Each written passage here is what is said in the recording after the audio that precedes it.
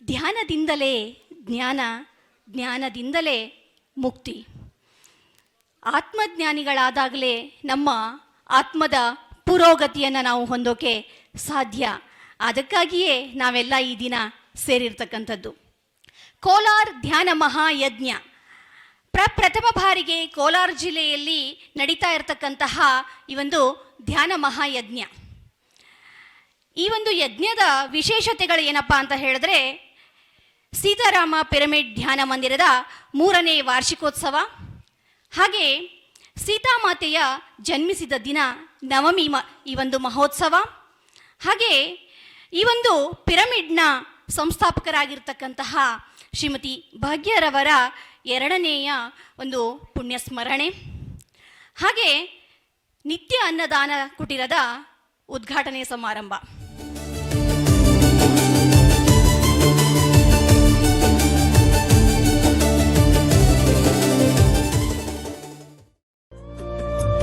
ಶುಭಂ ಕುರುತ್ವಂ ಕಲ್ಯಾಣಂ ಆರೋಗ್ಯಂ ಧನ ಸಂಪದಃ. ಶುಭಂ ಕುರುತ್ವಂ ಕಲ್ಯಾಣಂ ಆರೋಗ್ಯಂ ಧನ ಸಂಪದಃ.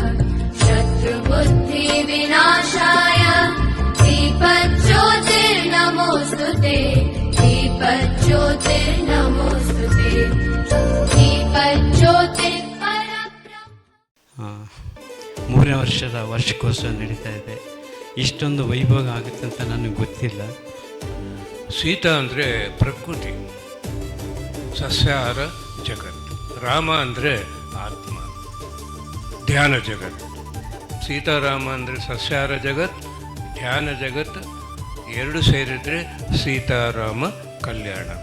ನಾವು ದೇವತೆ ಅಥವಾ ಪರಮಾತ್ಮನ ದರ್ಶನಕ್ಕೆ ಹೋಗ್ತೀವೋ ಅದೇ ರೀತಿ ಧ್ಯಾನ ಅಂದರೆ ಯಾತ್ರೆ. ಇದು ಮನಸ್ಸಿನ ಯಾತ್ರೆ ಅಥವಾ ಬುದ್ಧಿಯ ಯಾತ್ರೆ.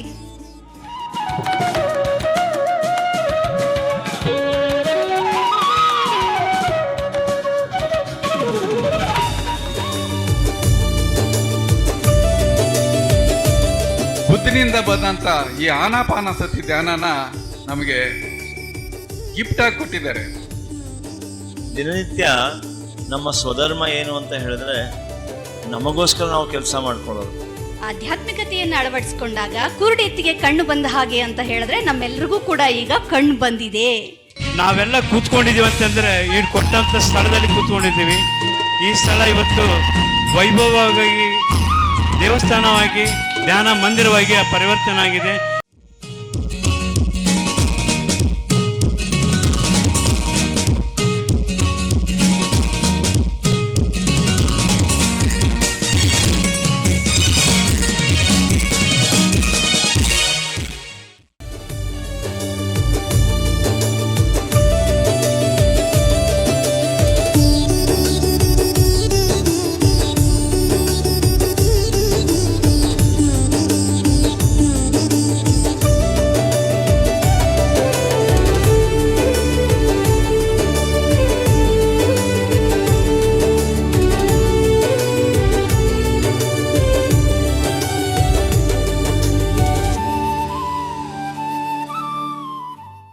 PMC ಕನ್ನಡ ಚಾನೆಲ್ ಅನ್ನು ಲೈಕ್ ಮಾಡಿ, ಶೇರ್ ಮಾಡಿ, ಸಬ್ಸ್ಕ್ರೈಬ್ ಮಾಡಿ ಮತ್ತು ಮಾಡಿಸಿ.